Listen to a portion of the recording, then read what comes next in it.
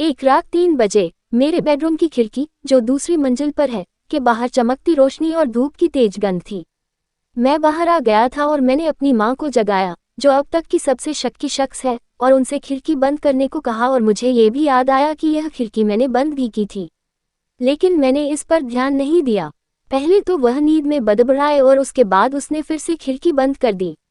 अगले दिन जब मैं सुबह उठा तो मुझे रात की बात पर हंसी आई। मुझे लगा कि यह एक कल्पना थी। मैं बाहर आया और माँ से इसके लिए क्षमा मांगी। समय बीता, अब उस घटना को करीब 5 साल हो गया था। मुझे एक बहुत ही खूबसूरत लड़की से प्यार हो गया था। मैं आज उसके साथ डेट पर था। वह बड़ी ही खूबसूरत दिख रही थी। उसका नाम क्षमा था। उसने बताया था कि उसके पिता एक तांत्रिक थे और उसे भी इन सब के बारे में बहुत कुछ पता था, और शायद यही कारण था कि मैं उसकी तरफ आकर्षित हुआ, क्योंकि मुझे भी इस तरह की चीज़ों में थोड़ी बहुत रुचि थी। हालांकि मैं उसके पिता से अभी कभी मिला नहीं था। मेरी क्षमा से पहचान एक सोशल साइट से हुई थी। बातों बात में उसने बताया कि हाल ही में उसकी दोस्त मोनिका कहीं बाहर गई थी, तो वह उसके घर पर रुकी थी और उसे वहां पर कुछ पैरानॉर्मल एक्टिविटीज महसूस हुई। मैंने जब मोनिका से इस बारे में बात की तो उसने बताया कि हाँ, कुछ दिन से वहाँ कुछ डरावना हो रहा है। तब मैंने कहा कि ठीक है, मैं इसे ठीक कर सकती हूँ। इसके लिए मुझे कुछ सामान चाहिए। लेकिन अगले ही दिन मोनिका की मृत्यु की खबर आई और मैं उस घर को छोड़ दिया। अभी सुना है कि उस घर में अब कोई नहीं रहता है। क्या आप उस घर पर चलना चाहेंगे? ये बहुत ही रोमांचकारी होगा, क्षमा ने कहा। क्या तुम पागल हो गई हो? ये सच है कि मैं इन सब चीज़ों में इंटरेस्ट रखता हूँ, लेकिन मैं इसे लेकर पागल नहीं हूँ। मैंने कहा, अरे यार, मैंने तो झूठ बोला था। उस घर में कोई भूत वगैरह नहीं है, लेकिन वह रूम अभी खाली है और वहाँ हमारे और तुम्हारे अलावा और कोई नहीं होगा। क्या ख्याल है? क्षमा के इस कातिलाना अंदाज पर मैं फिदा हो गया और वहाँ जाने को तैयार हो गया। जब मैं घर पर पहुंचा तो मुझे एक अजीब सा एहसास हुआ, जैसे कोई मुझे चुपके से देख रहा हो।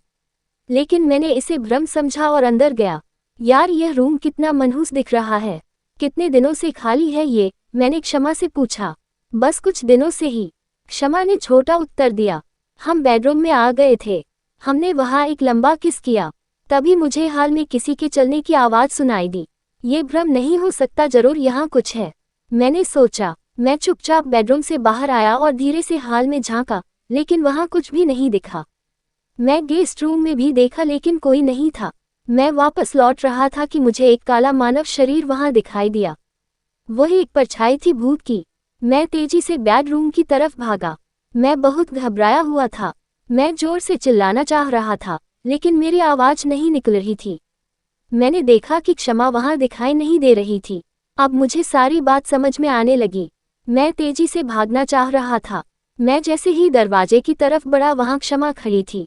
उसका पैर उल्टा था। वह सफ़ेद गाउन पहनी थी और उसके मुंह से खून निकल रहा था।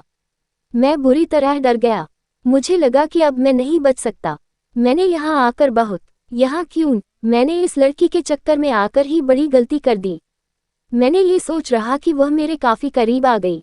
मैं डर कर गिर गया और मेरे गिरते ही मेरे गले की हनुमान जी की लॉकेट बाहर आ गई, जिसे देखते ही वह जोर से चिल्लाने लगी और पीछे हटने लगी।